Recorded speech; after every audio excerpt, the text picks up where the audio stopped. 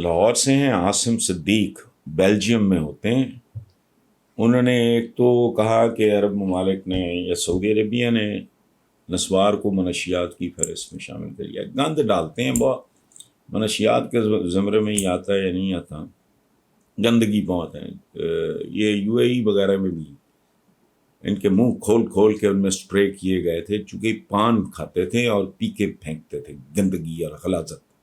یہ ہمارے انڈینز اور پاکستانی کو کر دیا ہے، تو ٹھیک ہے، کون سی کوئی صحت مند چیز ہے۔ اور پھر وہ عاصم صدیق صاحب کہتے ہیں کہ آپ تمام پاکستانیوں میں کیا پیغام دینا چاہیں گے؟ میں نے کیا پیغام دینے ہیں؟ حضور کے ہدایات اور ان کی تعلیمات اور ان کے فرمودات کے بعد ہم کون لوگ، وہ حضور سے لے کر نیچے قائد اعظم محمد علی جناح تک وہ کہہ رہے ہیں کام کام کام۔ ہم نے سنا حرام حرام حرام، انہوں نے کہا یونٹی، فیتھ، ڈسپلن، ان تینوں چیزوں کا اس ملک میں وجود نہیں ہے یار۔ اپنے پہ نہیں تو اپنی آنے والی نسلوں پہ رحم کر لو، ادروائز ان کا بہت برا حال ہوگا۔ اس سے زیادہ میں نے کیا پیغام میں نے کیا دینا ہے۔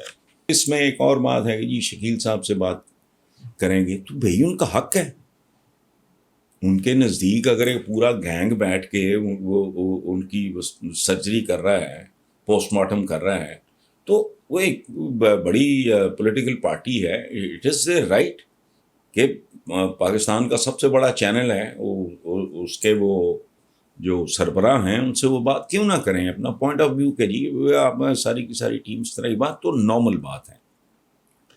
تو آپ نے آخر پہ یہ لکھا ہے کہ میڈیا مالکان کی مرضی سے، دیکھیں بات سنیں، میرا ایک پورا کیریئر ہے، میری بنتی نہیں کسی سے۔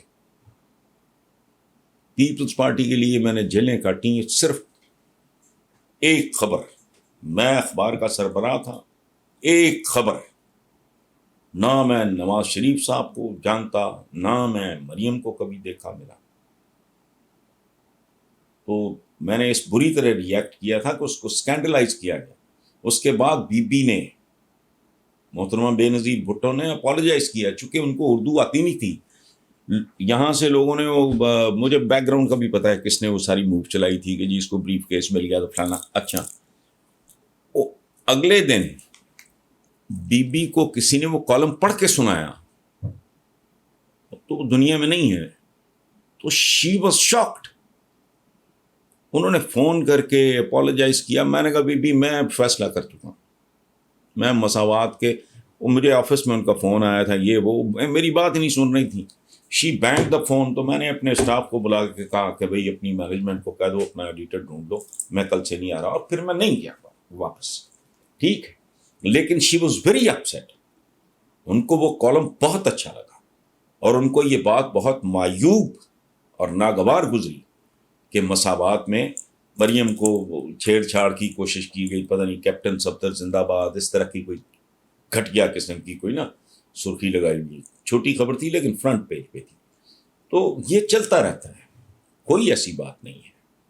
ہمارے یہاں تو پولیٹیشین ایسی ایسی بات کر دیتے ہیں، وہ ولگر، وہ کوئی ٹریکٹر ٹرالی کہہ رہا ہے، اچھی خاصی پڑھی لکھی خاتون شیری مداری کے بارے میں، خواجہ آصف صاحب، بے شمار مثالیں ہیں، میں ایک کا نام میں نے لے لیا غلطی کی، تو ایسی قطعاً کوئی بات نہیں۔ اور ایک بات یاد رکھیں بھائی، اس ملک میں پہلے دو تھیں اور اب تین ہیں، جب تک دو رہیں برسا برس میں دونوں کے بارے میں یکساں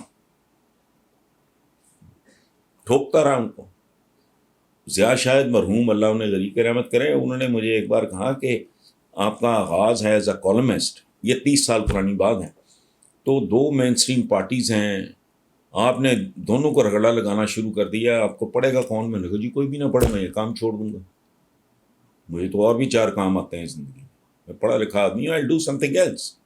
لیکن میں صرف اس لیے نہیں ڈنڈی مار سکتا، یہ دونوں ایول ہیں۔ اس زمانے میں لکھا کرتا تھا کہ ایک چھری ہے ایک چھرا ہے، ایک کھڈا ہے ایک کھائی ہے، ان میں صرف جینڈر کا فرق ہے، ایک مذکر ہے ایک مؤنث ہے، نواز شریف اور بے نظیر دونوں کے بارے میں۔ اچھا، تو میرے جیسے بندے سے یہ ایکسپیکٹ کرنا، وہ بنی میری نہیں آج تک کسی کے ساتھ، سال نہیں گزرا تھا پی ٹی آئی کے بارے میں سب سے پہلے میں پھٹا میں اور بری طرح.